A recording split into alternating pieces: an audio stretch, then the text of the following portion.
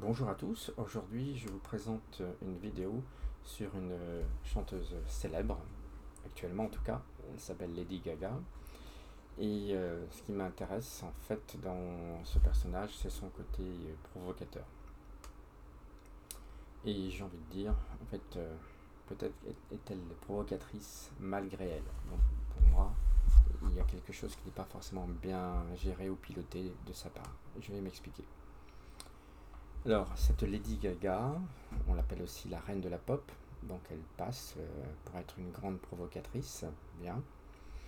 Donc, comme vous savez, ma méthode c'est la provocation et la finalité aussi devant traverser la vocation. Donc, la caractéristique de provocateur, elle m'interpelle toujours, hein. Bon, voilà. Donc, alors on dit que cette fameuse Lady Gaga est une artiste totale, géniale, une showwoman délirante. Elle fait effectivement dans les extrêmes, hein. D'où l'idée qu'elle surjoue, hein, ainsi son personnage. Et ce sujet-là, en fait, serait là pour masquer en fait une grande vulnérabilité finalement. Notons tout d'abord qu'elle utilise beaucoup de superlatifs égotiques comme je suis né pour être star ou je suis le futur de la musique. Donc l'ego est vraiment puissant. Vous allez me dire, comme beaucoup de personnes qui sont un peu des divas, hein. Bien entendu, le succès de ses ventes et sa reconnaissance aussi, hein, comme première au classement du Time des artistes les plus influents du monde, peut clairement l'amener à en oublier la notion d'humilité. Bon.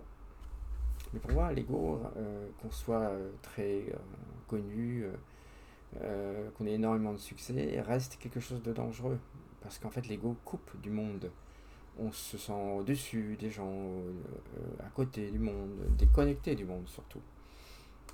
Et ce n'est jamais bon ça. Donc être en connexion avec le monde est essentiel pour mille raisons en fait, hein. Donc, notamment la réception de nombreux feedbacks nous permettant de nous situer parmi les autres, de sentir les autres également pour être notamment en bonne relation avec les autres ou en bonne communication avec les autres.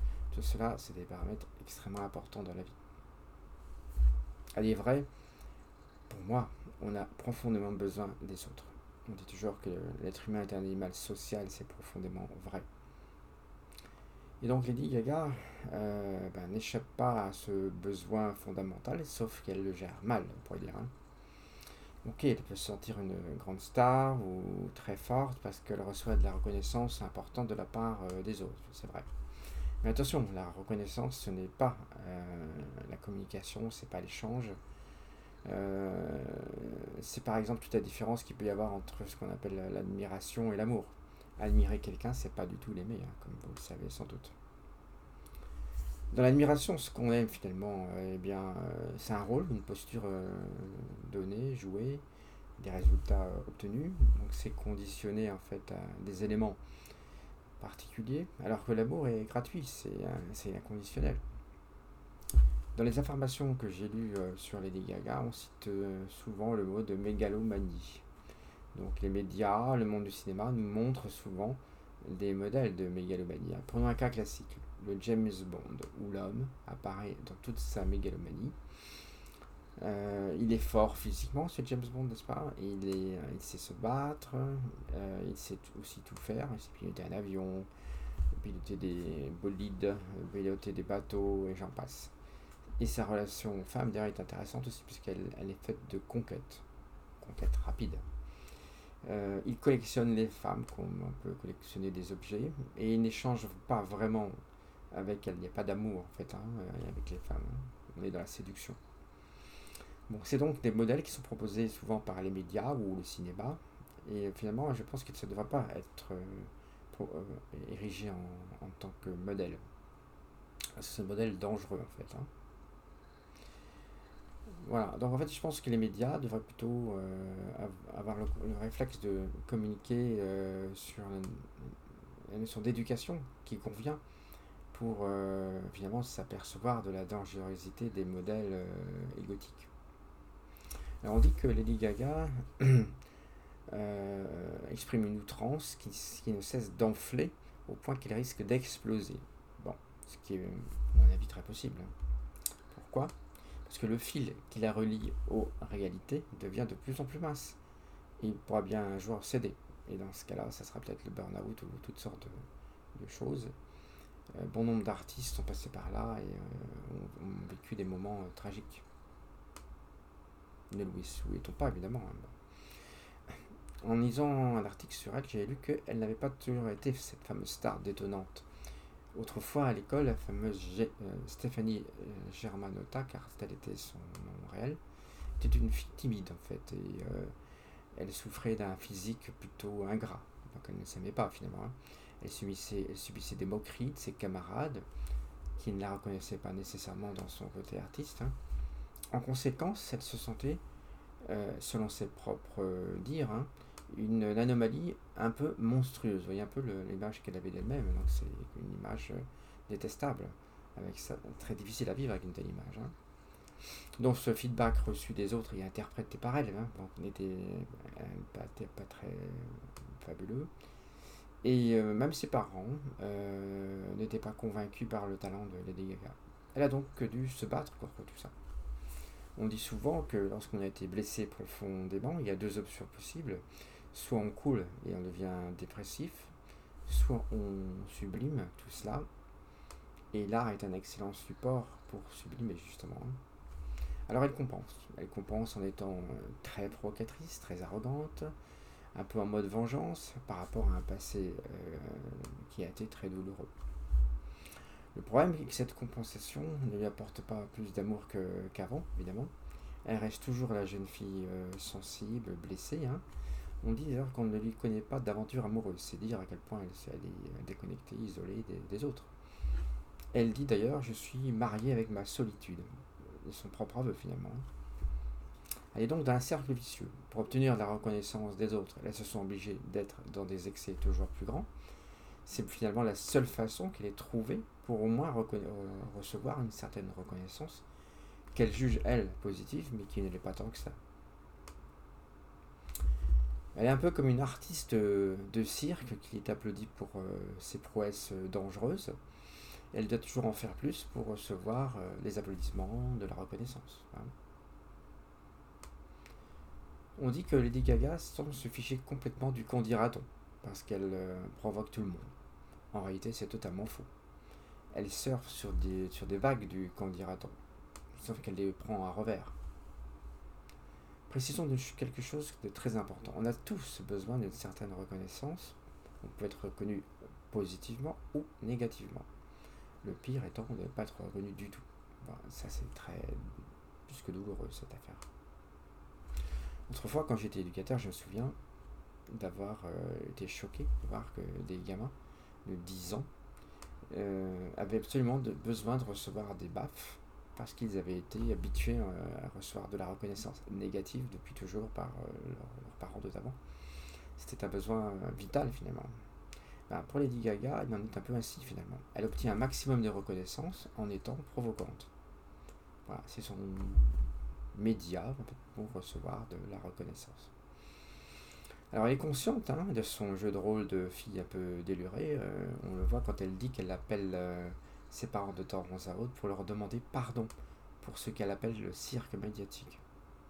Car au fond, elle veut plus que jamais rester leur petite fille chérie. Et d'ailleurs, on pourrait penser que ceci est quasiment le seul lien d'amour qui lui reste dans sa vie. Bon. Alors on dit que comme Andy Warhol, qui est son idole, elle essaye de faire sa vie une œuvre d'art. Elle transforme ses shows en happening, ses interviews en performance. Bon, elle a donc des talents artistiques indéniables, ce qui est une bonne chose. Mais en fait, sa quête artistique va plus loin que ça, puisqu'elle veut devenir la star totale au top de la culture de masse. Et donc c'est au-delà d'un besoin artistique. Et ça reste donc un besoin que je qualifierais de maladif, finalement, pour continuer à sublimer la souffrance qu'elle a accumulée depuis sa tendre enfance. Au fond, c'est toujours la souffrance qui continue de la porter. Donc on dit souvent que les artistes deviennent artistes parce qu'ils ont une souffrance à exprimer. Donc c'est pas faux. Et c'est là que j'ai envie de parler de vocation, puisqu'on parle souvent des vocations d'artistes, n'est-ce pas? Pour moi, ce terme est un peu abusif. C'est plus un talent d'artiste, car la vocation n'est pas réservée uniquement aux artistes, évidemment, ni aux prêtres. Quand on est plus en phase avec son soi personnel, hein, on est sur ce que j'appelle euh, pardon, quand on n'est plus, excusez-moi, quand on n'est plus du tout sur son soi, on est sur son anti-vocation, ce qui signifie qu'on est finalement coupé de soi. Donc s'il est dit Gaga exprime vraiment sa vocation avec ses talents d'artiste, il resterait à identifier son sens personnel, car dire qu'on est une artiste extravagante, c'est pas suffisant à mon sens pour montrer son identité unique. En quoi est-on unique finalement? Parce qu'il y a des centaines ou des milliers d'artistes extravagants, n'est-ce pas? Alors il y a un psychologue qui analyse Lady Gaga et qui dit qu'elle est dotée d'une personnalité optimiste. Pourquoi? Parce qu'elle attribue ses échecs à des causes extérieures et ses réussites à ses capacités intérieures. Ainsi donc, quand elle échoue, elle se dit que c'est la faute des autres qui sont jaloux d'elle. Et si elle réussit, bien c'est grâce avant tout à elle, à ses qualités, ses talents, son génie. Hein. Tout cela est à demi vrai pour moi. En fait, c'est faux d'attribuer ses échecs à des causes externes, car cela fait très longtemps que j'ai compris que l'être humain génère tout ce qui lui arrive. Le plus comme le moins, les bonnes choses comme les moins bonnes choses. Et bien plus qu'on ne le croit. Donc je fais ce constat régulièrement dans mon travail. On génère vraiment beaucoup. Notre capacité à agir sur ce qui nous arrive est vraiment étonnante et même détonnante. On peut, par exemple, être clairement son propre ennemi. Et donc c'est le cas pour Lady Gaga comme bien d'autres. Je me souviens d'ailleurs une fois d'avoir accompagné une personne qui avait tout le temps des accidents. Vraiment, c'était particulier. Donc on aurait pu dire, tiens, il n'a pas de chance. En réalité, j'ai pu découvrir en analysant qu'il y a quelque chose dans sa psychologie qui générait ça. Donc c'était bien lui qui était le responsable de ça. En tout cas, en pensant que tout le monde nous envie ou on nous rend jaloux, on ne fait que renforcer, finalement, la fausse idée qu'on est un être exceptionnel, une star complète. Se sentir une star, pour moi, c'est un jeu très dangereux. Car on se prend pour un demi-dieu ou un dieu tout court, hein, et finalement on considère qu'on n'a plus besoin des autres, on est au-dessus des autres. On n'a pas besoin de les écouter, ils ne comptent plus, ils ne servent plus à rien. Ils sont juste là pour nous applaudir et nous admirer. Ce processus conduit petit à petit à une déconnexion progressive et on peut ainsi sombrer dans la folie. Car c'est ça, quelle est la définition de la folie? C'est bien la déconnexion du monde dans lequel on vit. D'ailleurs, on peut tout à fait faire le lien entre l'inconscient collectif et cette déconnexion que les stars vivent dans leur psychologie. Alors pourquoi? N'oublions pas que la star vit d'une reconnaissance maximale dans un rôle donné, ce qui signifie que des milliers ou des millions de gens vont apporter cette reconnaissance pour le rôle donné, par des likes, des supports divers et variés. L'inconscient collectif fabrique ainsi ce que j'appelle des fous, que ce soit en politique, dans les arts, dans le sport ou tout autre endroit. In fine, c'est un système dans lequel la star, qui se croit au-dessus de tout, qu'on a mis au-dessus de tout, n'est jamais finalement que la résultante de désirs ou de motivation inconscients d'un public donné, plus ou moins nombreux. Le fou, pour moi, incarne alors le désir, déviant bien sûr, hein, de tout un peuple. Il est donc l'émanation d'une déviance d'un peuple. Et on a pu voir ça dans l'histoire d'un certain nombre de pays, des fous qui avaient pris le pouvoir avec l'aval du peuple finalement.